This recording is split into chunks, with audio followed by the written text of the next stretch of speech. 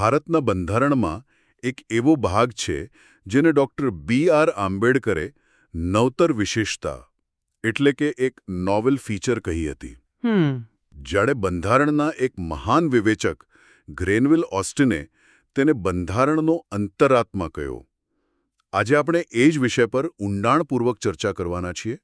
રાજ્યનીતિના માર્ગદર્શક સિદ્ધાંતો એટલે કે directive principles of state policy. નમસ્કાર. અને આ એવા સિદ્ધાંતો છે જે આપણને કહે છે કે ભારત કેવો દેશ બનવા માંગે છે. તે બંધારણના ભાગ 4 અનુચ્છેદ 36 થી 51 માં આપવામાં આવ્યા છે. ભાગ 4. ઓકે. હા, તે સરકારો માટે એક નૈતિક અને રાજકીય હોકાયંત્ર જેવું છે જે તેમને બતાવે છે કે દેશને કઈ દિશામાં લઈ જવાનો છે. બરાબર. તો આજે આપણે એ સમજવાનો પ્રયત્ન કરીશું કે આ નૈતિક હોકાયંત્ર શું છે, તેનો વિચાર ક્યાંથી આવ્યો, અને અહીં સૌથી મોટો વિરોધાભાસ એ છે કે જો આ સિદ્ધાંતો બંધારણનો અંતરાત્મા છે તો પછી નાગરિકોના મૂળભૂત અધિકારોની જેમ તેને કોર્ટ દ્વારા લાગુ કેમ કરાવી શકાતા નથી? આખી ગૂંચવણભરી પણ રસપ્રદ સફરને ચલો સાથે મળીને ઉકેલીએ. તો ચલો શરૂઆત અહીંથી કરીએ. બંધારણના ઘડવૈયાઓને આ સિદ્ધાંતોને બંધારણમાં ઉમેરવાની જરૂર કેમ પડી? શું આઝાદી પછી દેશને ચલાવવા માટે માત્ર કાયદાઓ પૂરતા નહોતા? આ એક ખૂબ જ મહત્વપૂર્ણ પ્રશ્ન છે. જુઓ, બંધારણના ઘડવૈયાઓ માત્ર એક એવું રાજ્ય બનાવવા નહોતા માંગતા જે ફક્ત કાયદો અને વ્યવસ્થા જાળવે, જેને આપણે પોલીસ રાજ્ય કહીએ છીએ. બરાબર. તેમનો ઉદ્દેશ્ય એક કલ્યાણકારી રાજ્ય એટલે કે વેલફેર સ્ટેટ બનાવવાનો હતો, જ્યાં સરકાર લોકોના સામાજિક અને આર્થિક ઉત્થાન માટે સક્રિયપણે કામ કરે. આ સિદ્ધાંતો જે છે એ જ કલ્યાણકારી રાજ્યનો એક રોડમેપ છે. રસપ્રદ. તો આ વિચાર સંપૂર્ણપણે મૌલિક હતો કે પછી ક્યાંકથી પ્રેરણા લેવામાં આવી હતી? આ વિચારની પ્રેરણા મુખ્યત્વે આયર્લેન્ડના 1937ના બંધારણમાંથી લેવામાં આવી હતી. અને એ પણ જાણવું રસપ્રદ છે કે આયર્લેન્ડે પોતે આ વિચાર સ્પેનિશ બંધારણમાંથી લીધો હતો. અચ્છા. હા. જો કે ડૉક્ટર આંબેડકરે તેને એક ભારતીય સંદર્ભ આપ્યો. તેમણે કહ્યું કે આ સિદ્ધાંતો બ્રિટિશ શાસન દરમિયાન 1935ના ભારત સરકાર અધિનિયમ હેઠળના પેલું સૂચનાઓના સાધન જેવું છે. સૂચનાઓના સાધન એટલે ઇન્સ્ટ્રુમેન્ટ ઓફ ઇન્સ્ટ્રક્શન્સ. એ જરા સરળ ભાષામાં સમજાવશો? જરૂર. બ્રિટિશ સરકાર ભારતમાં ગવર્નર જનરલ અને ગવર્નરોને જે સૂચનાઓનું લિસ્ટ આપતી હતી એને ઇન્સ્ટ્રુમેન્ટ ઓફ ઇન્સ્ટ્રક્શન્સ કહેવાતું. ઓકે. એક પ્રકારની મેન્યુઅલ. હા, બિલકુલ. નોકરી સાથે આવતી ઇન્સ્ટ્રક્શન મેન્યુઅલ જેવું જ. ડૉક્ટર આંબેડકરે કહ્યું કે આપણે એ જ વિચારને અપનાવી રહ્યા છીએ, પણ ફરક એ છે કે આ સૂચનાઓ કોઈ વિદેશી શક્તિ તરફથી નથી, પણ આપણા જ બંધારણ તરફથી આપણી ચૂંટાયેલી સરકારો માટે છે. એટલે ધારાસભા અને કારોબારી માટે. એકદમ. આ એક માર્ગદર્શિકા છે કે શાસન કેવી રીતે કરવું જોઈએ. ઓકે. તો કલ્યાણકારી રાજ્ય બનાવવાનો આ એક રોડમેપ છે. પણ કલ્યાણ શબ્દ તો ઘણો વ્યાપક છે. શું બંધારણના ઘડવૈયાઓએ આ વિશાળ લક્ષ્યને અમલમાં મૂકી શકાય તેવા નાના વિચારોમાં વિભાજિત કર્યું હતું? મને લાગે છે કે તે સમયે પણ ભારત કેવું હોવું જોઈએ તે વિશે અલગ અલગ વિચારધારાઓ હશે. તમે બરાબર મુદ્દા પર આવ્યા છો. આ સિદ્ધાંતો કોઈ એક વિચારધારાનું પરિણામ નથી. તે 3 મુખ્ય વૈચારિક પ્રવાહોનું સુંદર મિશ્રણ છે. 3 પ્રવાહો? હા. આપણા સ્ત્રોતો તેને સમાજવાદી, ગાંધીવાદી અને ઉદાર બૌદ્ધિક સિદ્ધાંતોમાં વર્ગીકૃત કરે છે. આ કોઈ રેન્ડમ લિસ્ટ નથી, પણ ભારત માટેના જુદા જુદા અને ક્યારેક એકબીજા સાથે સ્પર્ધા કરતા વિઝનનું પ્રતિબિંબ છે. આ તો ખરેખર રસપ્રદ છે. ચલો આ ત્રણેય વિઝનને સમજીએ. સમાજવાદી સિદ્ધાંતોથી શરૂઆત કરીએ. ચોક્કસ. સમાજવાદી સિદ્ધાંતો આર્થિક અને સામાજિક ન્યાય પર કેન્દ્રિત છે. તેમનો મુખ્ય ધ્યેય આવક અને દરજ્જાની અસમાનતા ઘટાડવાનો છે. દાખલા તરીકે અનુચ્છેદ 39D કહે છે કે પુરુષો અને સ્ત્રીઓ બંનેને સમાન કામ માટે સમાન વેતન મળવું જોઈએ. અનુચ્છેદ 39A એ સુનિશ્ચિત કરે છે કે કોઈ ગરીબ વ્યક્તિ પૈસાના અભાવે ન્યાયથી વંચિત ન રહે. એટલે મફત કાનૂની સહાય. બરાબર. રાજ્યને મફત કાનૂની સહાય પૂરી પાડવાનું કહે છે. સમાન કામ માટે સમાન વેતન. આ વિચાર તો આજે પણ કેટલો આધુનિક અને પ્રાસંગિક લાગે છે. આપણે આજે પણ જેન્ડર પે ગેપ વિશે ચર્ચાઓ કરીએ છીએ. 1940ના દાયકામાં આ વિચારને બંધારણીય દૃષ્ટિમાં સામેલ કરવો એ ખરેખર ક્રાંતિકારી પગલું હશે. બિલકુલ. તે દર્શાવે છે કે આપણા ઘડવૈયાઓ માત્ર રાજકીય આઝાદી વિશે જ નહીં, પરંતુ ઊંડા સામાજિક અને આર્થિક ન્યાય વિશે પણ શરૂઆતથી જ ચિંતિત હતા. અને બીજો પ્રવાહ ગાંધીવાદી સિદ્ધાંતો. હા, હવે એ જ શ્વાસમાં ગાંધીવાદી સિદ્ધાંતોને જુઓ. તે એક સંપૂર્ણપણે અલગ દૃષ્ટિકોણ રજૂ કરે છે. અનુચ્છેદ 40 ગ્રામ પંચાયતોના સંગઠનની વાત કરે છે. સ્વશાસિત ગામડાઓનું સ્વપ્ન. સાચું. અનુચ્છેદ 43 કુટીર ઉદ્યોગોને પ્રોત્સાહન આપવાનું કહે છે. આ ગાંધીજીનું આત્મનિર્ભર, વિકેન્દ્રિત ભારતનું વિઝન છે. તો એક તરફ મોટા ઉદ્યોગોમાં કામદારોના હકની વાત કરતા સમાજવાદી સિદ્ધાંતો છે અને બીજી તરફ ગામડાના કુટીર ઉદ્યોગોની વાત કરતા ગાંધીવાદી સિદ્ધાંતો. આ તો બંધારણમાં જ એક ફિલોસોફિકલ બેલેન્સિંગ એક્ટ જેવું લાગે છે. એકદમ સાચું. અને આ બેલેન્સિંગ એક્ટમાં ત્રીજો ખૂણો છે ઉદાર બૌદ્ધિક સિદ્ધાંતો. આ સિદ્ધાંતો આધુનિક અને તર્કસંગત શાસન પર ભાર મૂકે છે. જેમ કે અનુચ્છેદ 50 જે ન્યાયતંત્રને કારોબારીથી અલગ રાખવાની વાત કરે છે, જેથી ન્યાય નિષ્પક્ષ રહી શકે, અને અનુચ્છેદ 51 જે આંતરરાષ્ટ્રીય શાંતિ અને સુરક્ષાને પ્રોત્સાહન આપવાની વાત કરે છે.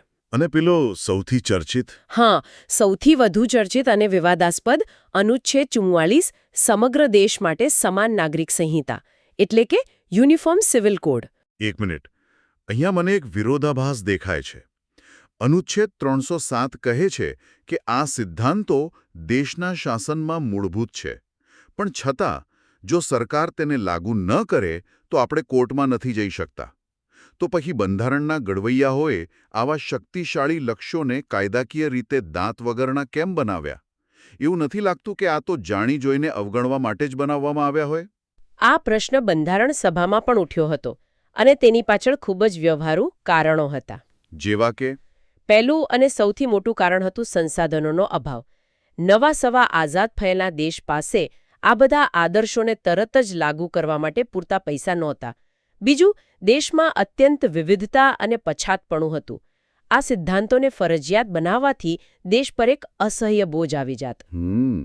તેથી ઘડવૈયાઓએ તેને ભવિષ્યની સરકારોની સમજદારી અને ક્ષમતા પર છોડી દીધું. એટલે કે તેની પાછળ કોઈ કાયદાકીય શક્તિ નથી, પણ રાજકીય શક્તિ છે.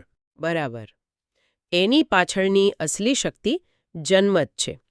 દર 5 વર્ષે સરકારે જનતાની અદાલતમાં જવાનું હોય છે, અને ત્યાં જનતા પૂછી શકે છે કે તમે આ માર્ગદર્શક સિદ્ધાંતોને લાગુ કરવા માટે શું કર્યું?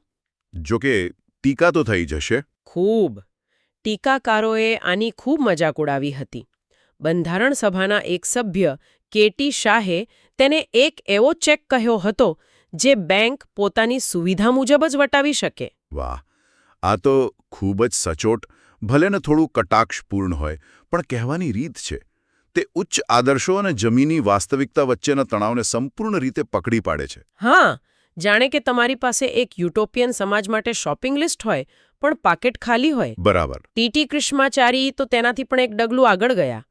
તેમણે તેને ભાવનાઓનો કચરાપેટી કહ્યો હતો. અ વેરિટેબલ ડસ્ટબિન ઓફ સેન્ટિમેન્ટ્સ. હા, પણ આ ટીકાઓ છતાં ઇતિહાસ સાક્ષી છે કે આ સિદ્ધાંતો માત્ર ભાવનાઓ નથી રહ્યા. તો હવે આપણે ચર્ચાના સૌથી મોટા દ્વંદ્વ પર આવીએ. એક તરફ છે નાગરિકોના મૂળભૂત અધિકારો, જે કાયદાકીય રીતે લાગુ કરાવી શકાય છે, અને જેનું ઉલ્લંઘન થાય તો સીધા સુપ્રીમ કોર્ટમાં જઈ શકાય છે. બરાબર. અને બીજી તરફ છે આ માર્ગદર્શક સિદ્ધાંતો. જ્યારે આ બંને વચ્ચે ટક્કર થાય ત્યારે શું થાય? આ તો બંધારણની અંદર જ એક મોટો સંઘર્ષ છે. અને આ સંઘર્ષે છેલ્લા 70 વર્ષોથી ભારતની ન્યાયપાલિકા અને સંસદ વચ્ચે એક સતત રસ્સાખેંચ જેવી પરિસ્થિતિ ઊભી કરી છે. આ આખી કહાણીને સમજવા માટે આપણે કેટલાક ઐતિહાસિક કેસોમાંથી પસાર થવું પડશે. તો આ મહાસંગ્રામમાં પહેલો મુકાબલો ક્યારે થયો? શરૂઆત લગભગ તરત જ થઈ ગઈ 1951માં ચંપકમ દોરાઈરાજન કેસ સાથે. આ કેસમાં સુપ્રીમ કોર્ટે રેતીમાં એક સ્પષ્ટ લકીર દોરી દીધી. મૂળભૂત અધિકારો સર્વોપરી છે, સૌથી ઉપર. હા, જો બંને વચ્ચે સંઘર્ષ થશે તો માર્ગદર્શક સિદ્ધાંતોએ ઝૂકવું પડશે. કોર્ટે જાણે કે જાહેર કરી દીધું, વ્યક્તિના અધિકારો પહેલા આવે છે. અને સંસદે આ નિર્ણયને એમ જ સ્વીકારી લીધો? નહીં હોય, એ તો સ્પષ્ટ છે. બિલકુલ નહીં. સરકારે બંધારણીય સુધારા દ્વારા જવાબ આપ્યો અને કહ્યું કે આ સામાજિક લક્ષ્યોને લાગુ કરવા માટે અમને થોડી લવચિકતાની જરૂર છે. આ આપલે વધતી ગઈ અને 1967ના ગોલકનાથ કેસમાં પરિસ્થિતિ ચરમસીમાએ પહોંચી. ત્યારે શું થયું? ત્યારે સુપ્રીમ કોર્ટે કહ્યું કે મૂળભૂત અધિકારો એટલા પવિત્ર છે કે સંસદ તેમાં સુધારો જ કરી શકતી નથી, ભલે ને તે માર્ગદર્શક સિદ્ધાંતોના અમલ માટે જ કેમ ન હોય. આ તો સંસદની સત્તા પર બહુ મોટો અંકુશ હતો. ખૂબ મોટો. પછી સંસદે ફરીથી 24મા અને 25મા સુધારા દ્વારા પોતાની સર્વોચ્ચતા સ્થાપિત કરવાનો પ્રયાસ કર્યો અને આ રસ્સાખેંચનો અંત આવ્યો 1973ના ઐતિહાસિક કેશવાનંદ ભારતી કેસમાં. હા, એ તો સીમાચિહ્ન રૂપ કેસ છે. બિલકુલ. અહીં સુપ્રીમ કોર્ટે એક અદ્ભુત સમાધાન રજૂ કર્યું. બંધારણના મૂળભૂત માળખાનો સિદ્ધાંત. મૂળભૂત માળખું? હા. એટલે કે એને જરા સમજાવશો. કોર્ટે કહ્યું, ઠીક છે, સંસદ મૂળભૂત અધિકારો સહિત બંધારણના કોઈ પણ ભાગમાં સુધારો કરી શકે છે, પરંતુ તમે ઘરનો રંગ બદલી શકો છો, ફર્નિચર બદલી શકો છો, પણ તમે ઘરના પાયાને તોડી શકતા નથી. વાહ! આ પાયા બંધારણનું મૂળભૂત માળખું છે. આ એક ખૂબ જ કુશળ સમાધાન હતું. અને આ દ્વંદ્વ પર અંતિમ મહોર ક્યારે લાગી? એ લાગે 1980ના મિનર્વા મિલ્સ કેસમાં. અહીં સુપ્રીમ કોર્ટે એક સંતુલિત અને અંતિમ દૃષ્ટિકોણ આપ્યો. કોર્ટે સ્પષ્ટ કહ્યું કે ભારતીય બંધારણ મૂળભૂત અધિકારો અને માર્ગદર્શક સિદ્ધાંતો વચ્ચેના સંતુલનના પાયા પર ટકેલું છે. તેમણે આ બંનેને એક રથના બે પૈડા કહ્યા. એક પૈડું બીજા કરતાં વધારે મહત્વનું નથી. રથને ચલાવવા માટે બંનેની જરૂર છે. અને આ સંતુલન પોતે જ મૂળભૂત માળખાનો ભાગ છે. બરાબર. વાહ! તો આખી સફરનો સાર એ છે કે બંને વચ્ચે સંઘર્ષ નથી, પણ સંતુલન છે. મૂળભૂત અધિકારો વ્યક્તિગત સ્વતંત્રતા સુનિશ્ચિત કરે છે, જ્યારે માર્ગદર્શક સિદ્ધાંતો સામાજિક ન્યાય અને એક સ્વસ્થ લોકશાહી માટે બંને જરૂરી છે. એકદમ. મૂળભૂત અધિકારો વિના માર્ગદર્શક સિદ્ધાંતો નિરંકુશ બની શકે છે, અને માર્ગદર્શક સિદ્ધાંતો વિના મૂળભૂત અધિકારો માત્ર મિલ્લબ કે થોડા લોકો માટે જ સીમિત રહી શકે છે. તેમની વચ્ચેનો સંબંધ પૂરક છે. તો આજની આપણી આ ઊંડાણપૂર્વકની ચર્ચાનો સાર એ છે કે રાજ્યનીતિના માર્ગદર્શક સિદ્ધાંતો માત્ર સારા વિચારોની સૂચિ નથી. ના, બિલકુલ નહીં. તે ભારતીય રાજ્યો માટે એક નૈતિક હોકાયંત્ર છે, જે તેને સતત યાદ અપાવે છે કે તેનું અંતિમ લક્ષ્ય એક કલ્યાણકારી રાજ્ય બનવાનું છે. ભલે તે કાયદાકીય રીતે લાગુ ન કરાવી શકાય, પણ તે શાસન માટે મૂળભૂત છે. બિલકુલ. અને મૂળભૂત અધિકારો સાથે તેમનું સંતુલન એ ભારતીય બંધારણની પ્રતિભા અને પરિપક્વતાનું ઉત્તમ ઉદાહરણ છે.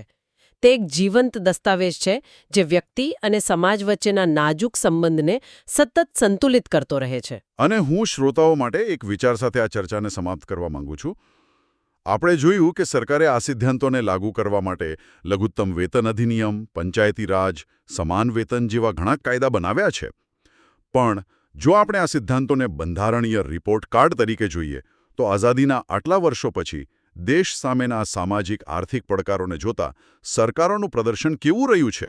જે બંધારણના ઘડવૈયાઓએ એક આદર્શ તરીકે મૂક્યો હતો, તે આજે પણ ભારતીય રાજકારણ અને સમાજ માટે સૌથી મોટો અને સંવેદનશીલ પડકાર બનીને કેમ ઊભો છે? આ બંધારણીય આદર્શ અને સામાજિક વાસ્તવિકતા વચ્ચેનું અંતર આપણને શું કહે છે? આ પ્રશ્નોના જવાબ કદાચ આપણને બતાવશે કે આ નૈતિક હુકાયંત્ર હજુ પણ આપણને કઈ દિશામાં લઈ જઈ રહ્યું છે. જોવા બદલ આભાર.